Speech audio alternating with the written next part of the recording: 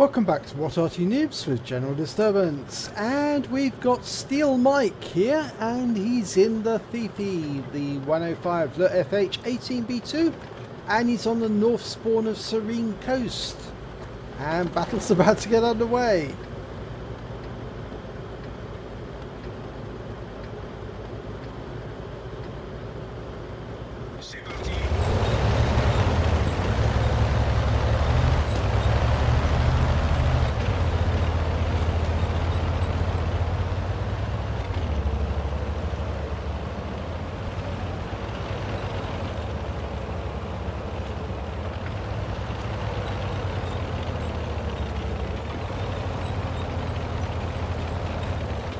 Rather than going in amongst the bushes, Steel Mike's actually taking an unusual position, slightly to one side of them. And that's quite good because the bushes are where people would be looking. However, he is actually fairly close to those bushes, and the enemy Arty might be looking in this direction. And fires a shot at that T-34-35, but no joy. Okay, he's got plenty of targets here moving across to the peninsula. Lines up a shot on the AT2. Round out. Oh, wonderful! Spectacular shot right into the side of that AT2. Wipes him out for 322 hit points. Right into the side. One shot.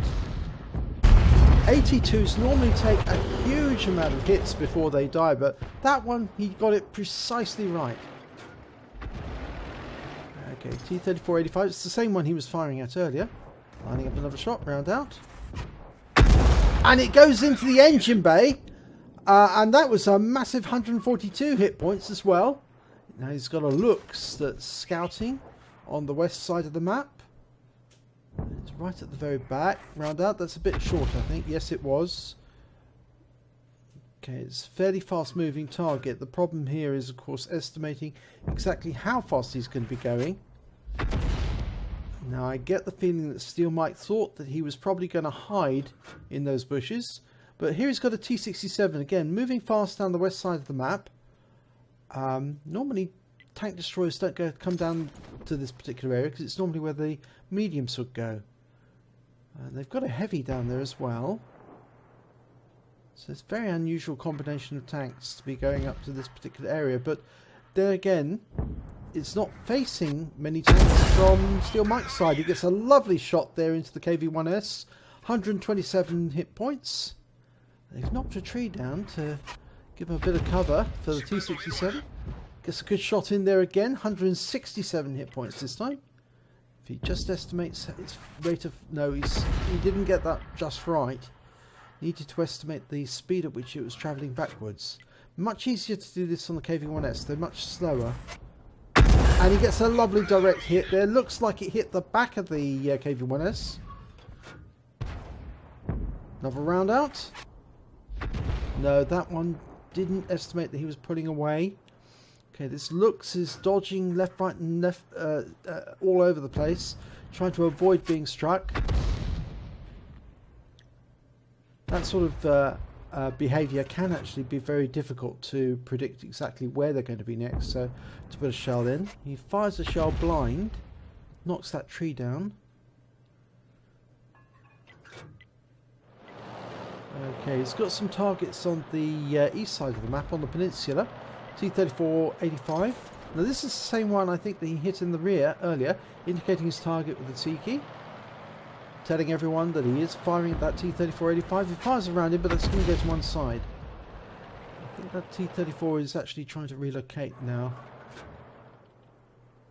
And we can't see anything on the other side, but the Panzer 38NA is down there, so he should be able to spot. T-34 is moving back, but he's doing so in a predictable manner. Rounds out. And that round hits. Definitely hit. Okay, can't see it anymore. So he's gone back to the west side. And that Lux is probing to see how far he can go without being, whilst being shot at. KV-1S is stationary. Now that's going to fall short, yep. Okay, he needs to estimate the speed at which they're going back and give just a little enough speed to do it. It's going to shoot at this T-67, round out. Long shot. Nope, doesn't get it. Okay, some tanks coming down the centre area, but one of them's been taken out. That was a Stewart. Okay, FV304, enemy Arty, been located, rounds out. Direct hit, 133 hit points, 2 critical hits, it's stationary, it's been tracked. Get the round out, quickly as you can. There was no explosion, that means it definitely was hit. It's still there. It won't be there for long though, because that Arty is going to move as quickly as he can.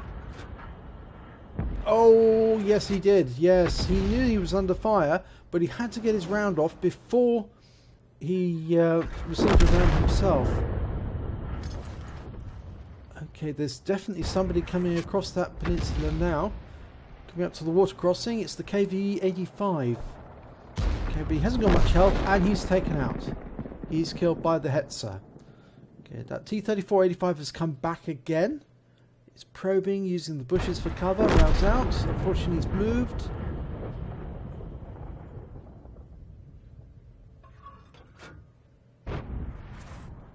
Now, the good thing here is that Steel Mike is actually providing pretty good support both sides of the map. Oh, but he's in hit. He's been spotted by the enemy Arty, so he needs to move. He needs to get out of there. Preferably to relocate yet further away. He's getting more shells coming in. He can't just back away like this. He's going to have to relocate, find a new position altogether. They know where he is now. They'll be looking for his tracer. That's it. He's off. He's moving. They don't know where he's moving to, but they can probably guess. But the further away from that previous position, the better.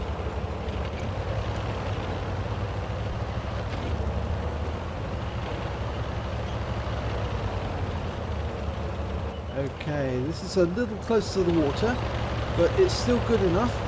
Unfortunately, because he's over a rise there, it's going to be difficult for him to hit targets that are in the dip and coming up towards him over that hill. But he can hit the M8A1, he can hit that T-34-85. Ground out. Direct hit kills the M8A1 for 130 hit points. That's his second kill. Okay, that T-34-85M. Oh no, just pulled back in time. But he's got stationary targets. It's that Burt again, the FV304, and he's been taken out. Okay, but an enemy has been spotted, the Hetzer, and he's right back in the enemy cap. Now he needs to get this round on that. It's stationary. Rounds out. He's side on, and he kills it. 156 hit points. Great shot. When you get a TD like that and it's side on to you, you're going to hit the weakest armor. Well, the weakest armor is the rear, but it's pretty weak on the side of a Hetzer, which is the best place to hit it. And with a 10.5 centimeter gun, it's curtains. Okay, he's got the enemy Fifi. Round out. That T-67 will keep circling him. And it's a good kill shot. 136 hit points, and the T-67 picked up the assist. Unfortunately, though, he was taken out in the process by the T-34-85, which must have pulled back. That means the only enemy left alive is that T-34-85, the same one that he hit earlier in the battle, and the same one that was probing that ridgeline only a short while ago. Okay, all of the forces are moving towards the enemy cap now. They're assuming that they're going to spot the T-34-85 on the way. He's got to be somewhere near that peninsula in order to have shot the T-67. So I think they're going to come across him fairly... There he is! Yes, he is near the peninsula. He's on his way back to the cap, though. He's moving slowly, which indicates his engine's out. And he's been taken out. He was killed by the Stritzvan 74.